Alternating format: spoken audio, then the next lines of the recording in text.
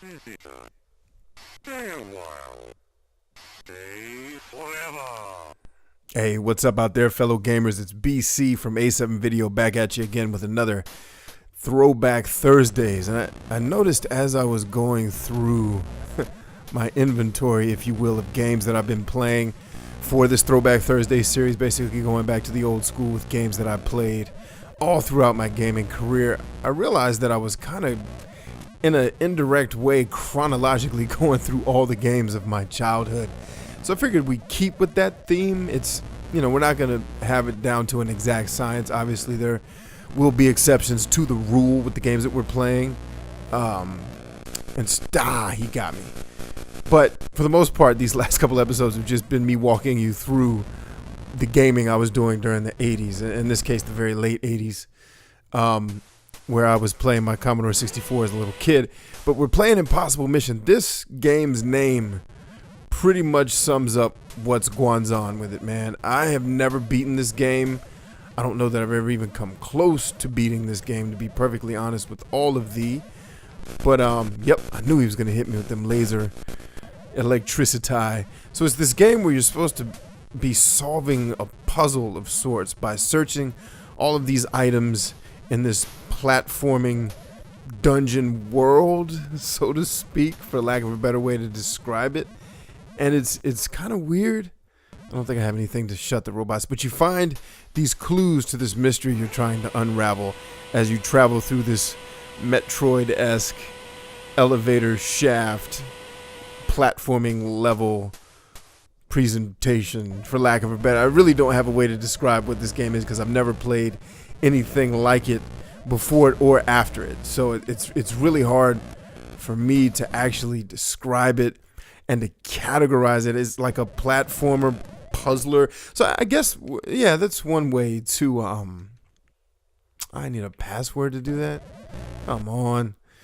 One way to describe it would be to say this is kind of where the beginnings, and I'm sure there were games prior to this, but this game is part of the beginnings of the puzzle platformer. So games like Braid, Limbo, I assume kind of get their spiritual influence from games like these from the 80s. I want to say this came out in 84, but I didn't play it till several years after it came out because I was barely a wee lad at that point. But yeah, so we're going through just playing some old school games, man. Hope you guys are enjoying this series. I know I am enjoying making it. There's really nothing else to, I'm not going to be able to beat this game or come anywhere near beating it for the purpose of this show, but really the purpose of this show is to showcase different types of games from the old school that you may not have had the opportunity to try out. So I have grown, because you got to remember, during those times, I was playing video games based on what my parents were buying me. So I didn't have any disposable income whatsoever to play games with or to purchase games with. And so I had to play what was available to me. In this case, Impossible Mission was one of the games that I was able, I think I borrowed it from a friend actually when I originally had it. But with that in mind, I'm saying all that to say I have grown to not like puzzle platformers. I don't like them. I don't play Braid. I don't play Limbo. I've gotten to the point where I don't even like 3D Zeldas. If you're keeping up with my playthrough of the Wind Waker HD, you've definitely got a taste of that.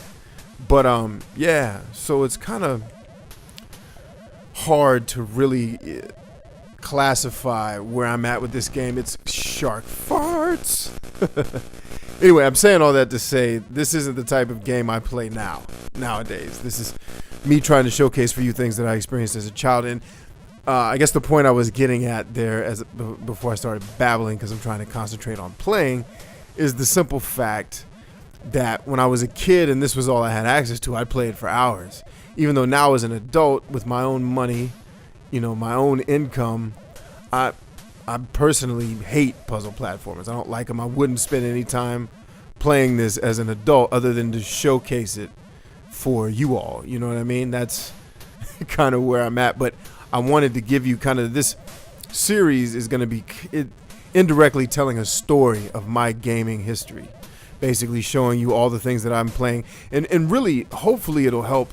For those of you that watch my reviews, I'm hoping if you do watch this series, and I really hope that you do, because there's a story to be told here, which is my gaming history. But more importantly, all of these games have shaped who I've become as a gamer, who I am today in terms of gaming. These are the experiences I had at a very young age that influenced the type of games that I like now. So, when I was a child, I played a lot of platformers. I played a lot of Mario. Even before Mario, when I was playing this stuff, because I didn't get an NES until almost 5 years after that system came out, and that's in the States. I don't even remember how early it launched in Japan, but I played a lot of these types of games. I played the Bruce Lee game that you may have seen if you've been watching this series. I'm actually going to be doing Bruce Lee 2 at some point, which is a game that I didn't get to play. I think it was a fan-made game. I didn't get to play it as a child, but I have it now. Destroy him, my robots. Games had voice acting back in the 80s, son. How you like that? But the story to be told here is my gaming history, but more importantly, giving you some insight into what has shaped me as a gamer so that some of my opinions that you may agree and or disagree with will make more sense. You can understand I don't really like puzzle platformers, but that's who I am now. I played the crap out of this game as a kid, never finished it, never particularly enjoyed it, beyond just playing it with, friends or, electrocution, man. Come on, man.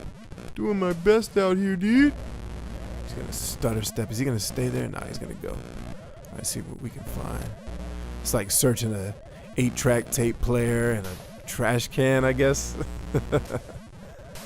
But yeah, so that's the story to be told. I'm going to continue with the theme of playing games from my childhood, and it's almost chronologically telling the story, because this, I played Atari 2600, but the only reason I even really had access to one of those is because I had a brother who I actually got to hang out with today, which was very fun. Got to hang out with him and his kids.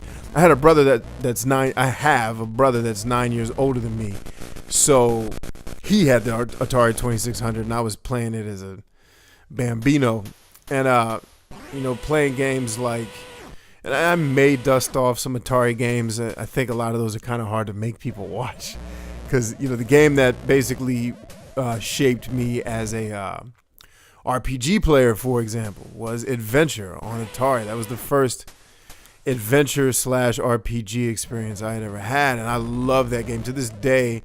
And I know it's the nostalgia talking. There's no mystery to that, but I very much, yes, I knew he was gonna do that. Wait, there's a door down there. Let's go through it. Hurry. Drop. I don't think I've ever been, there's nothing there. Oh man, I thought I was getting ready to do some cool new stuff. Nope, no cool stuff for you. But anyway, this is Impossible Mission. For me, it's always been impossible, and I'll kind of showcase some of the, I've been rambling so much. So you've got these puzzle pieces that you find, so to speak, and you can cycle through all of the ones that you found throughout the level, and you've got to put these things together to kind of solve the case. So do I have enough pieces to solve the puzzle?